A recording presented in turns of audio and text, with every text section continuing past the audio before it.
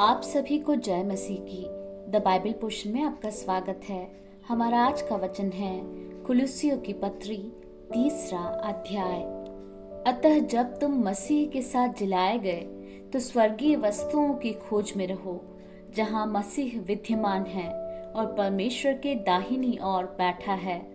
पृथ्वी पर की नहीं परंतु स्वर्गीय वस्तुओं पर ध्यान लगाओ, क्योंकि तुम तो मर गए और तुम्हारा जीवन मसीह के साथ परमेश्वर में छिपा हुआ है। जब मसीह जो हमारा जीवन है प्रकट होगा, तब तुम भी उसके साथ महिमा सहित प्रकट किए जाओगे। इसलिए अपने उन अंगों को मार डालो जो पृथ्वी पर है, अर्थात व्यभिचार, अशुद्धता, दुष्कामना, बुरी लालसा और लोभ को, जो मूर्ति पूजा के बराबर है। इन्हीं के कारण परमेश्वर का प्रकोप आज्ञा न मानने वालों पर पड़ता है।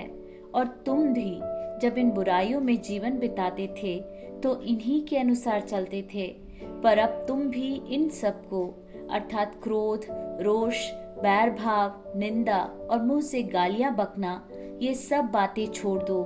एक दूसरे से झूठ मत बोलो, क्योंकि तुमने पुराने मनुष्यत्व को उसके कामों समेत उतार डाला है और नए मनुष्यत्व को पहन लिया है, जो अपने सृजनहार के स्वरूप के अनुसार ज्ञान प्राप्त करने के लिए नया बनता जाता है। उसमें न तो यूनानी रहा, न यहूदी, न खतना रहित, न जंगली, न स्कूती, न दास और न स्वतंत्र, केवल मसीह सब कुछ और सब में है।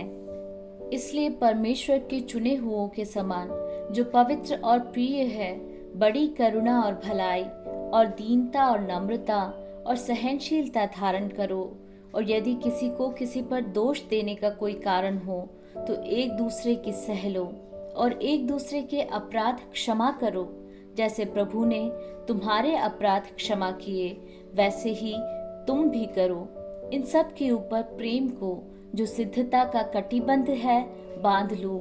मसीह की शांति, जिसके लिए तुम एक देह होकर बुलाए भी गए हो, तुम्हारे हृदय में राज्य करे और तुम धन्यवादी बने रहो।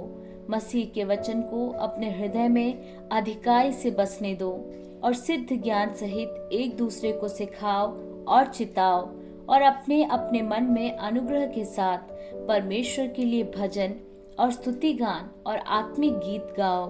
वचन में या काम में जो कुछ भी करो, सब प्रभु यीशु के नाम से करो और उसके द्वारा परमेश्वर पिता का धन्यवाद करो। हे पत्नियों, जैसा प्रभु में उचित है, वैसा ही अपने अपने पति के अधीन रहो। हे पतियों, अपनी अपनी पत्नी से प्रेम रखो और उनसे कठोरता न करो।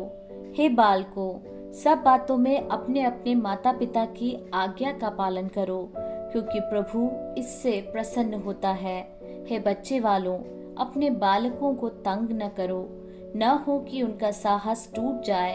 हे सेवकों, जो शरीर के अनुसार तुम्हारे स्वामी हैं, सब बातों में उनकी आज्ञा का पालन करो, मनुष्यों को प्रसन्न करने वालों के समान दिखाने के लिए नहीं, परंतु मन की सीधाई और परमेश्वर के भय से।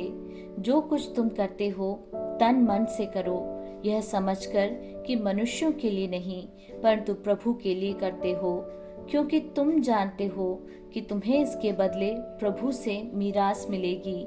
तुम प्रभु मसीह की सेवा करते हो, क्योंकि जो बुरा करता है वह अपनी बुराई का फल पाएगा। वहाँ किसी का पक्षपात नहीं।